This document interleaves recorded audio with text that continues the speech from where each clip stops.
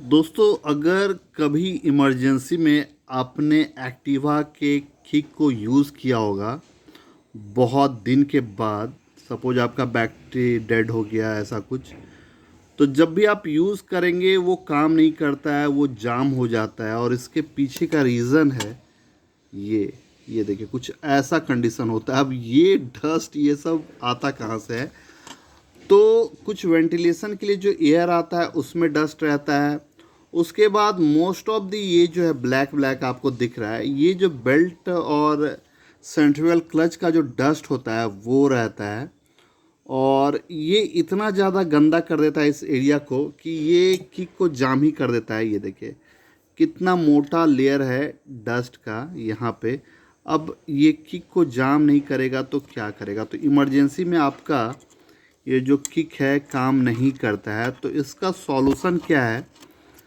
तो सॉल्यूशन ये है कि जब भी आपको मौका मिले बेल्ट का कुछ काम करवाइए ऐसा कुछ, तो ये जो प्लेट है इसको आप बाहर निकलवा लीजिए और अंदर में अच्छे से इसको क्लीन करवा लीजिए। अगर आप टाइम टू टाइम इसको क्लीन करवाएंगे तो आपका ये सही रहेगा।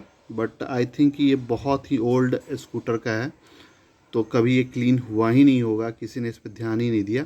और जो मैकेनिक भाई साहब ये सब होते हैं वो लोग क्या करते हैं ना कि ऊपर से ही यहाँ पे ग्रीस लगा देते हैं प्लेट के ऊपर से, और ये हाल हो जाता है। बट नहीं, इसको अगर सही रखना है तो ये सारा डस्ट हटाना पड़ेगा। अब आप बोलेंगे कि होंडा को ये क्यों नहीं समझ में आता है, यहाँ पे कुछ फ़िल्टर ऐसा कुछ लगाना चाहिए। तो ऐसा नहीं कि होंडा को ये बात पता नहीं है, बहुत अच्छे से पता है।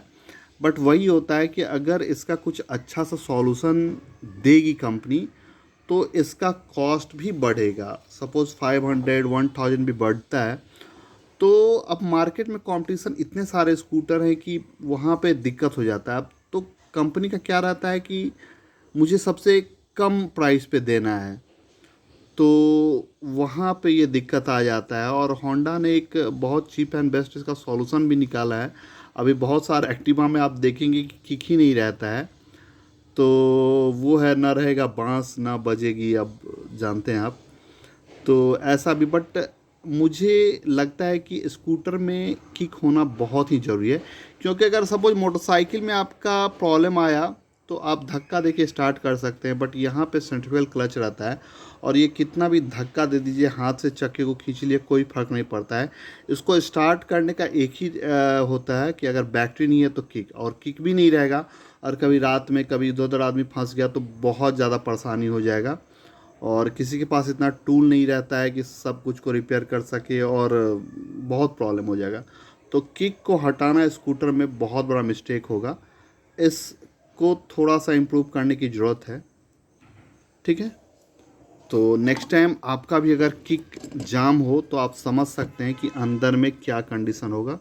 देख के डर लग गया, और इसको मुझे प्रेशर वाशर से ही क्लीन करना पड़ेगा।